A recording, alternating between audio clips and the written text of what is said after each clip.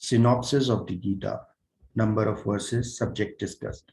Chapter 1, entitled The Yoga of Dejection of Arjuna. In chapter 1, from verse number 1 to 11, description of the principal warriors on both sides with their fighting qualities. Verse 12 to 19, blowing of conches by the warriors on both sides. Verse number 20 to 27, Arjuna observes the warriors drawn up for battle.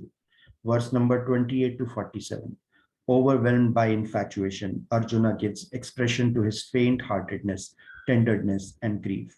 Chapter 2, titled Sankhya Yoga, the Yoga of Knowledge. Verse number 1 to 10, Arjuna and Shri Krishna discussing Arjuna's faint-heartedness. Verse 11 to 30, Sankhya Yoga, the Yoga of Knowledge described.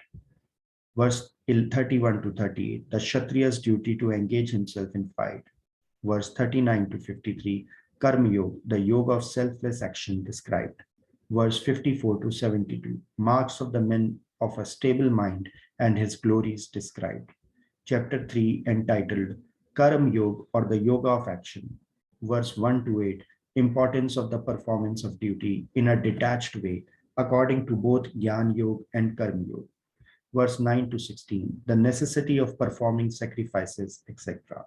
Verse 17 to 24, the necessity for action on the part of the wise and even on the part of God himself for the good of the world. Verse 25 to 35, marks of the wise and the unwise, instruction about performance of action without attraction and repulsion. Verse 36 to 43, how to overcome desire. Chapter 4, entitled The Yoga of Knowledge as well as the Discipline of Action and Knowledge. Verse 1 to 18, the glory of God with attributes. Karma Yoga, or selfless action described. Verse 19 to 23, the conduct of yogis and sages, its glories described. Verse 24 to 32, different forms of sacrifices described with their fruits. Verse 33 to 42, the glory of the knowledge described. Chapter 5, entitled The Yoga of Action and Knowledge. Verse 1 to 6, Sankhya Yoga and the Yoga of Disinterested Action described. Verse 7 to 12, marks of the Sankhya Yogi and Nishkam Karma Yogi, their glories described. Verse 13 to 26, Gyan Yoga, or the Yoga of Knowledge. Verse 27 to 29, Dhyan Yoga, or meditation, together with devotion described. Chapter 6, entitled The Yoga of Self-Control. Verse 1 to 4, Karma Yoga, or the Yoga of Disinterested Action described, marks of one who has attained yoga.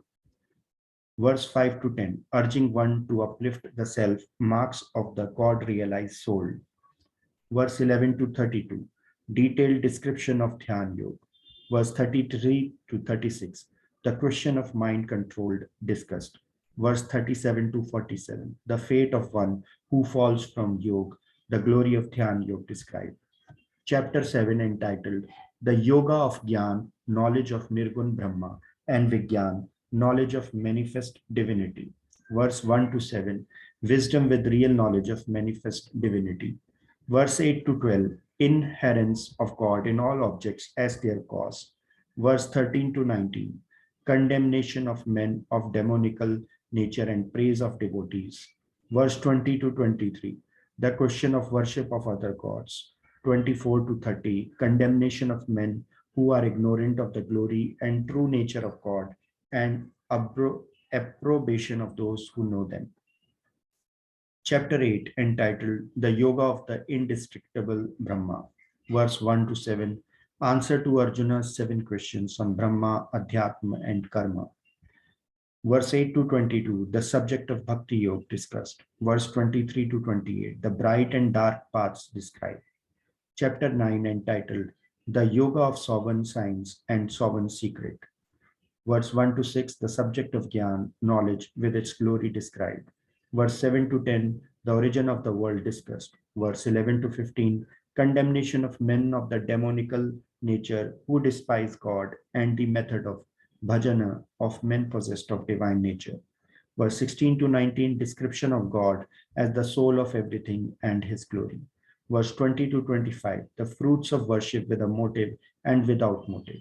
Verse 26 to 34, the glory of devotion practiced disinterestedly.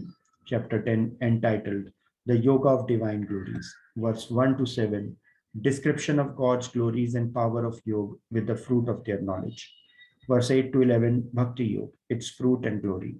Chapter 12, verse 12 to 18, Arjun offers his praises to God and prays to the Lord for a description of his glories and power of yoga. Verse 19 to 42, the Lord describes his glories and power of yoga. Chapter 11, entitled The Yoga of the Vision of the Universal Form. Verse 1 to 4, Arjuna prays to the Lord for a vision of his universal form. Verse 5 to 8, the Lord describes his universal form. Verse 9 to 14, the universal form described by Sanjay to Dhritarashtra. Verse 15 to 31, Arjun sees the Lord's universal form and offers praises to the Lord. Verse 32 to 34, God describes his glory and exhorts Arjuna to fight. Verse 35 to 46, overtaken by fright, Arjuna offers praises to God and prays for a sight of the Lord's four-armed form. 47 to 50, the Lord describes the glory of the vision of his universal form and reveals to Arjuna his four-armed gentle form. Verse 51 to 55, the impossibility of obtaining a sight of the four-armed form without exclusive devotion, which is described with its fruit. Chapter 12, entitled The Yoga of Devotion, 1 to 12, respective merits of the worshippers of God with form and without form, and the means of God realization. Verse 13 to 20, marks of the God realized soul. Chapter 13, entitled The Yoga of Discrimination between the Field and the Knower of the Field. Verse 1 to 18, the subject of field and the knower of the field together with knowledge. Verse 19 to 34, the subject of Prakriti and Purush, matter and spirit together with knowledge. Chapter 14, entitled The Yoga of Divisions of Three Gunas. Verse 1 to 4, the glory of knowledge, evolution of the world from Prakriti and Purush. Verse 5 to 18, the qualities of Sattva, Rajas, and Tamas described. Verse 19 to 27, means of God realization and marks of the soul who has transcended the gunas. Chapter 15, entitled The Yoga of the Supreme Person. Verse 1 to 6, description of the universe as a tree and the means of God realization. Verse 7 to 11, the Jivatma or individual soul. Verse 12 to 15, God and his glory described. Verse 16 to 20, the perishable bodies of all the beings, the imperishable Jivatma and the Supreme Person. Chapter 16, entitled The Yoga of Division between the Divine and the Demonical Properties. Verse 1 to 5, the divine and the demonical properties described with their fruit. Verse 6 to 20, marks of men possessed of their demonical properties and their damnation described. Verse 21 to 24, instruction about renouncing conduct opposed to the scriptures and exhortation to follow the scriptures. Chapter 17, entitled The Yoga of the Division of Threefold Faith. Verse 1 to 6, discussion on faith and on the fate of men who perform austerity, penance not enjoined by the scriptures. Verse 7 to 22, different kinds of food, sacrifice, penance, and charity described. Verse 23 to 28, the meaning and intention of uttering Om Tat Sat explained. Chapter 18, entitled The Yoga of Liberation through the Path of Knowledge and Self-Surrender. Verse 1 to 12, the subject of Tyag or relinquishment. Verse 13 to 18, causes of karma according to the Sankhya system. Verse 19 to 14, classification of the knowledge, action, doer, reason, firmness, and joy according to the three gunas. Verse 41 to 48, duties attaching to each caste and the fruit of their performance.